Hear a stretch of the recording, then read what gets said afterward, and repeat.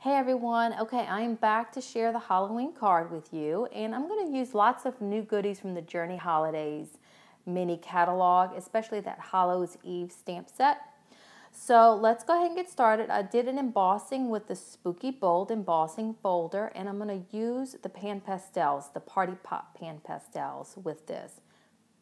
So I'm going to start in the center with the yellow, and then I'm going to go to the orange, and then the lighter blue, and then the darker blue. And then as a final step, and it's already, the embossing folder and the PanPastels work so good together, but as a final step, I'm just going to lightly go over this with the black.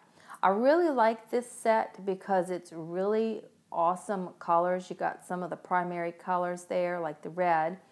But the black and the white are so versatile and can be used so much in your projects to help layer and create this depth. So okay, I have that on, and now here's that little magic touch of the black. I didn't use a whole lot, but as you can see, you just lightly go over it, and it really makes all those impressions really stand out and pop a lot more. Okay, so that's done, and now I'm on to doing some stamping. I'm going to use another piece of whipped cream cardstock, and I'm going to lay on some yellow, a little bit of orange, and I even lay on just a light bit of black. There really isn't a wrong way, because basically I'm going to use that Hallows Eve stamp set, and I'm going to stamp with the black licorice right on top of it. I'm going to stamp the little house. And you can see I'm going to add a little bit of that black. This is a great way to add color to your stamps if you really don't want to get too involved in detail coloring. Now, my stamp set is a prototype stamp set. Yours will not look like this. You'll see the house image on the back of that stamp. I just want you to be aware of that. So I'm just going to stamp this at the bottom. I'm not going for perfection because I'm going to be doing some detail cutting later. But I'm going to create a scene. So I'll start with the house. Now I'll go ahead and start adding the tree on either side. This stamp set comes with a couple of trees. It's such an awesome stamp set. But that's going to create a nice little frame and a nice little scene to this house. And I'm going to keep adding. I'm going to add the fence on either side. Now I have played around with this before I did this card, and it looks really good with rock candy too. So if you want to experiment with the different depths of color and dimension that you can get, that's a great idea too. Okay, now I created this little mask from a sticky note, and I really just need to mask off the roof area. I'm going to stamp that crescent moon right there over the house so it looks like it's coming from behind it. And again, this is why I love the PanPastel so much. Now I used the clear pigment ink to stamp it, and now I'm coming back to add the orange from the Party Pop PanPastels. Love that. So easy. And now another little fun trick is I'm going to detail cut, or as like I like to call it, fussy cut, this entire stamped image, this whole stamped scene. And I'm going to use this on that embossed PanPastel card panel that we did earlier. This is a great way to use those little bitty stamps. They're just so perfect for this. Now I've already have it prepped. I have my pop dots on there. And before I do attach it though, adhere it, I want to add a little bit of silks to the background here. So I'm using one of my favorites. I'm using the dark rose silk, and then I'm going to use the sparkle silk. Now the sparkle doesn't show up too much on camera, but the recipient will really see it. Now I love to use my products in unique ways. These dies, these wreaths were meant for Christmas, but I saw Halloween. I thought they'd be great for Halloween. So I added the silks to those. I did a black and a rock candy, and I'm going to layer those on top of each other.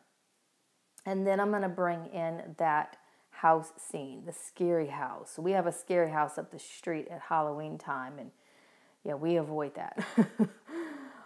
Halloween, but I just don't do super scary or people jumping out at me. So anyway, I'm using that black PanPastel to go around my card, and now I'm going to start assembling some card panels here. Since I was going with a lot of layers, I'm going to create even more layers with the card panels. And one other little thing, or two other little things that I'm going to add is I'm going to do the same technique on whipped cream cardstock. I'm going to add the orange Pan Pastel, stamp the pumpkin, detail cut him out. But then for the sentiment, I'm going to use black licorice cardstock. And I'm going to apply white Pan Pastel first, then the yellow and the orange. And you can play around with that and get the look that you want. But I love this since it ties in with the whole look of the card. And then I just emboss the sentiment in white. Okay, so then I'm going to attach that to my card, and on the first card you'll see I added a little bit more silks, and then that is done. But before you clean up, I want to show you, I didn't do a voiceover on this next video part, so the sound is going to be a little different, but I want to walk you through my planner and how you can use these same supplies for your planner. Okay, so this is the completely different. I'm going to use in my planner. So right now is the planner promotion going on for Fun Stamper's Journey, and some people are new to it and they don't know where to start. And for me, my planner is a combination of very functional, where I just am writing in it, where it's also a little bit of memory keeping and documenting and being pretty. I want to decorate it. So this was September, and I hope that you grabbed the gel press because I used the gel press on these pages. I was inspired by the Starbucks card, and I love how that came out.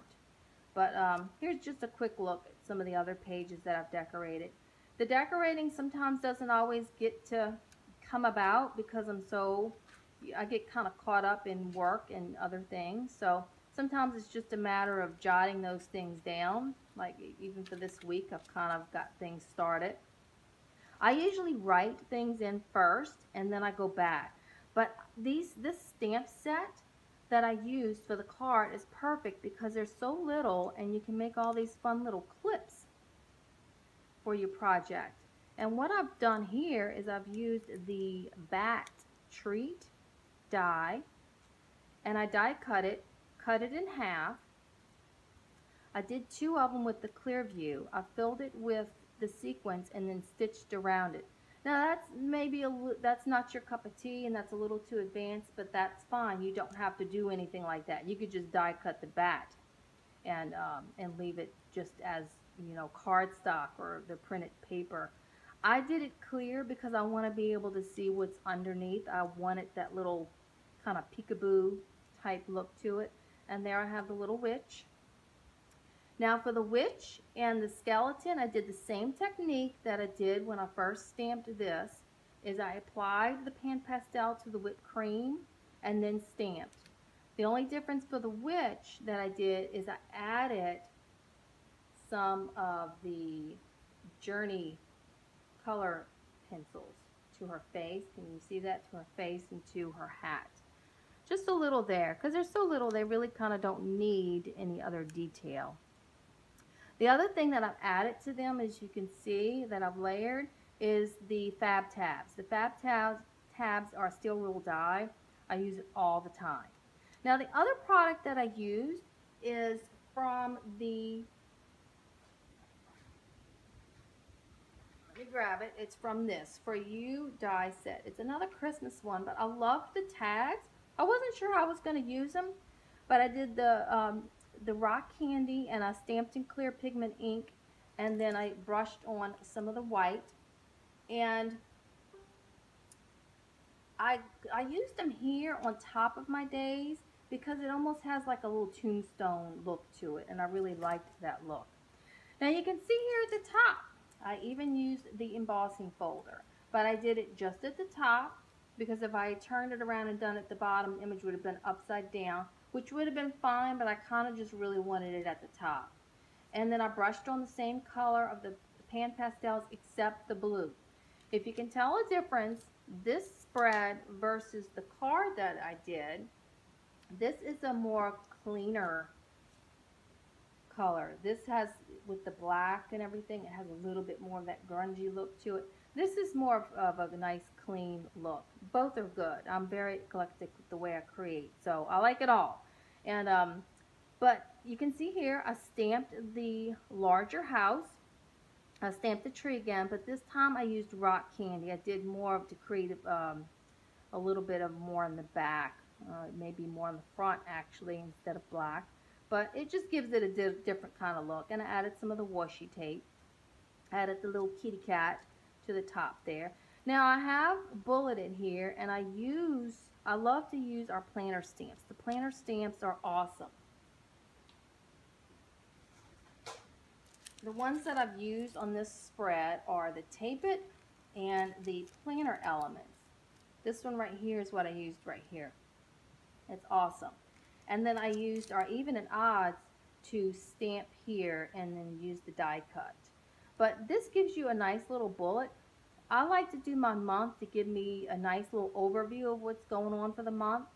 I used the stamp right here to show something it's a routine. It happens every week and it's the same every time. So I used orange and yellow. Orange is for ballet, and I have the B there, so my daughter has ballet. And then the yellow is for piano. I don't know if you can see that. But so anyway, I have that marked. So like I said, it's a routine. It's something that happens all the time. And instead of writing piano and ballet, and you know, it's the same thing, I just wanted to highlight what that was. So that is it. And oh, another thing I also did use that wreath. I used that same medallion wreath, but instead of using it as it was, as the die, I used the leftover and the PanPastel and did my own little stencil. So I really kind of wanted to highlight Halloween, but I'm keeping this open because as the month goes on, I want to maybe add some other things. And you don't have to, as you can see, you don't have to stay within those little squares. I know this can be kind of small, but the personal size is actually my favorite. But you don't have to stay within those little squares. You can see the 31 and this are coming out. And then the house right there. But I could also write all across some of those days. And then like right here, I even have the arrow. So anyway, guys, I hope that gives you some inspiration, and I'm really glad to meet you guys, and I hope that you, if you are new to the planners, that you'll see how you can take what you were creating. You're already on a roll with creating your card. Apply that same thing to your planner.